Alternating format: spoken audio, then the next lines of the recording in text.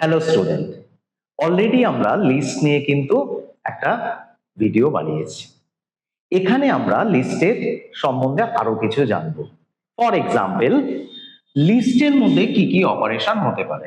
আমরা স্ট্রিংয়েও যে কটা অপারেশন দেখেছি, লিস্টেও কিন্তু একই অপারেশন আমরা দেখব। For example, concatenation. কনক্যাটিনেশন মানে কি? আমরা যদি দুটো লিস্টকে যুক্ত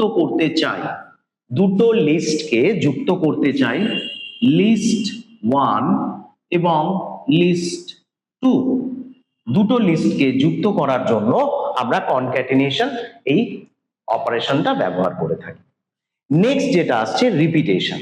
রিপিটেশন মানে কি? ধরো লিস্ট 1 এটাকেই আমি আরেকটা জায়গায় রিপিট করতে চাইছি বা কপি করতে চাইছি, সেক্ষেত্রে আমরা রিপিটেশন অপশনটাকে ব্যবহার করে থাকি। নেক্সট হচ্ছে মেম্বার। মেম্বারটা বিষয়টা হচ্ছে, সাপোজ লিস্ট 1 এর মধ্যে বিভিন্ন এলিমেন্টস আছে, এবার কোনো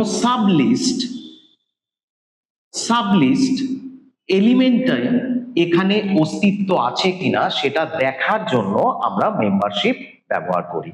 অর্থাৎ মেইন লিস্টের মধ্যে সাবলিস্ট যে এলিমেন্টটা আছে ওটার অস্তিত্ব আছে কি নেই। এরপরে আমরা আসছি স্লাইসিং। স্লাইসিং বিষয়টা, সাপোজ এখানে বিভিন্ন এলিমেন্ট আছে এবং প্রত্যেকটা এলিমেন্টকে কানেক্ট করা, এটাকেই আমরা বলছি কিন্তু স্লাইসিং। তাহলে স্লাইসিং আমরা কি বলছি? লিস্টের যতগুলো এলিমেন্ট আছে প্রত্যেকটা এলিমেন্টকে কানেক্ট করা, এটাকেই আমরা বলছি স্লাইসিং। নেক্সট আমরা যেটা নিয়ে আলোচনা করব, কয়েকটা লিস্টের ফাংশন নিয়ে আলোচনা করব। ফর এক্সাম্পল, সবার প্রথম যেটা আছে লেন। লেন কি করে? লেন একটা লিস্টের মধ্যে কতগুলো এলিমেন্ট আছে তার সংখ্যাকে খুঁজে বের করার জন্য আমরা লেন ব্যবহার করি। অর্থাৎ লেন্থ বের করা যায় এই ফাংশনের মাধ্যমে। এরপরে যেটা আসছে লিস্ট। লিস্ট কি হয়? লিস্ট অন্য কোনো লিস্টের উপাদান নিয়ে আমরা যদি আরেকটা লিস্ট তৈরি করতে চাই, সেক্ষেত্রে কিন্তু এই লিস্ট ফাংশনটা ব্যবহার করে থাকি। পরবর্তী আসছি অ্যাপেন্ড। অ্যাপেন্ড আমরা যদি কোনো ভ্যালুকে লিস্টের শেষে, অর্থাৎ লাস্ট যে এলিমেন্ট আছে তারপরে কোনো ভ্যালুকে আমরা অ্যাড করতে চাই, তখন কিন্তু আমরা অ্যাপেন্ড এই ফাংশনটা ব্যবহার করব। এক্সটেন্ড, এটাও কিন্তু আমরা ভ্যালু অ্যাড করার জন্যই ব্যবহার করি, কিন্তু এই ক্ষেত্রে কি হয়? এই ক্ষেত্রে একটা নতুন লিস্ট তৈরি হয়ে যায়।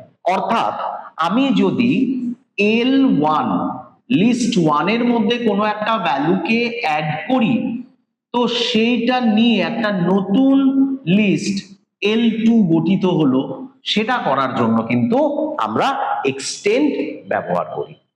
ইনসার্টের ক্ষেত্রেও কিন্তু আমরা ভ্যালু ইনপুট করি, কিন্তু আমরা কি বলেছিলাম? অ্যাপেন্ডের ক্ষেত্রে একদম লাস্ট এলিমেন্ট, অর্থাৎ এলিমেন্টের শেষে গিয়ে ভ্যালু ইনপুট হচ্ছে।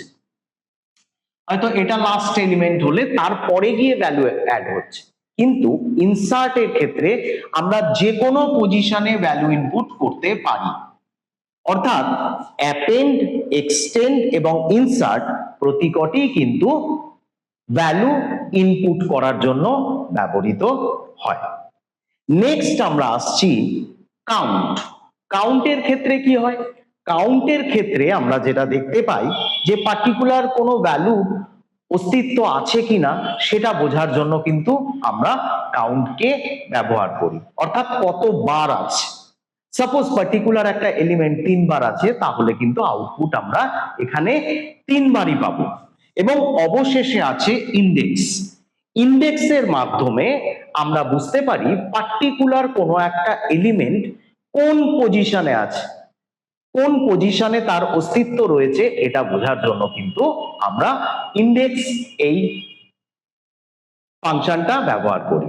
অর্থাৎ এই ভিডিওতে আমরা আলোচনা করলাম যে লিস্টের ক্ষেত্রে কি কি অপারেশন হতে পারে এবং কয়েকটি ফাংশন নিয়ে আমরা আলোচনা করলাম। পরবর্তী ভিডিওতে আমরা পরবর্তী ফাংশন নিয়ে অবশ্যই আলোচনা করব। আশা করি সবার ভালো লেগেছে। That's all, thank you.